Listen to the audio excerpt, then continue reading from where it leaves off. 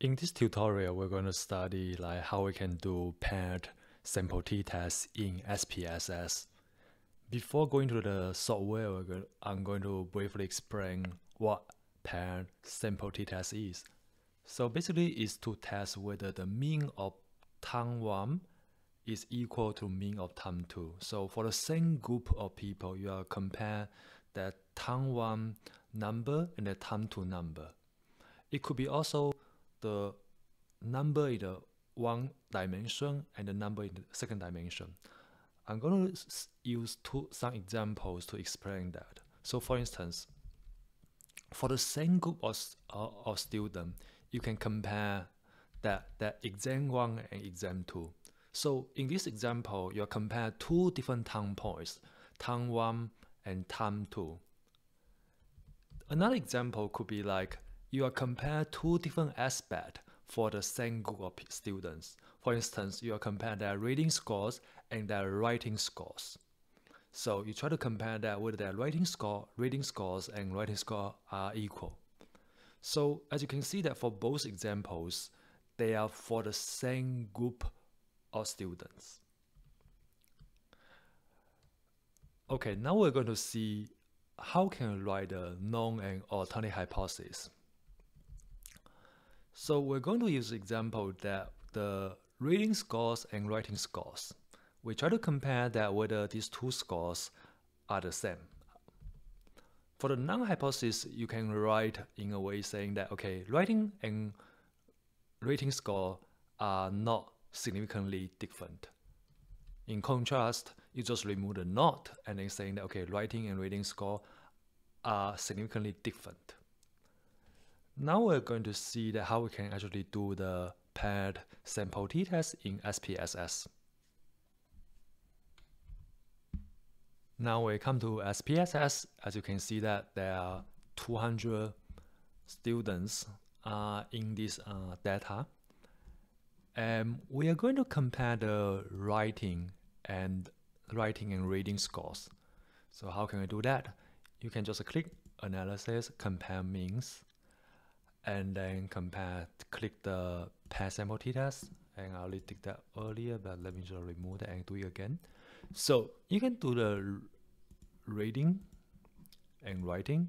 So click reading into variable 1, writing to variable 2. I will put the link to this data set down below so you can download this data set to do practice. Okay, so after that, you just click OK. So this is the result. Let me put it in the middle of the. So this is the result output. As you can see that the first box is the reading and writing that means. So you can see the reading score is 52, writing is 52.78. So these two numbers are very close. And the sample size is 200. Yes, as you can see that there are 200 rows of data in the SPSS. And so now this is the mean differences. So basically the 52.23 minus 52.78.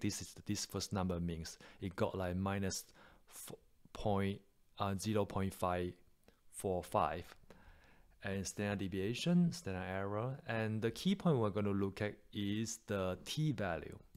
So as you can see, the t-value is minus 0.687. Degree of freedom is 199, namely 200 minus 1. That's where the degree of freedom came from. Importantly, we can see the p-value is 0.387, which is greater than 0.05. So that means that we fail to reject the null hypothesis. So basically, the idea is that these two means basically are not significantly different.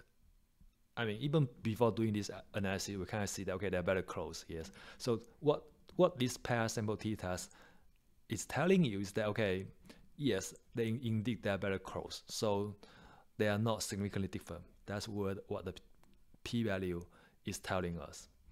Now we'll go back to see how we can actually report this finding. So I have prepared a paragraph. Let me go back to the slide to show you how we can report this. This is the paragraph I have prepared. So basically you can say, okay, paired sample t-test, so the result of t like degree of freedom y99 minus 0.87, p-value is 0.387, and thus we fail to reject the non-hypothesis. So we conclude that reading and writing score are not significantly different. And you can also put the mean reading and writing score at the end or somewhere in the middle. So this is just a sample how to write the report. I mean, you can kind of like rephrase a bit or reorder a bit or this content, but that's what you need to report when you try to report the result for sample pair sample t-test. Okay, I think that's it. Thank you for watching this tutorial. Please like the video, and then your liking will motivate me to make more videos. Thank you for watching, and see you in next tutorial.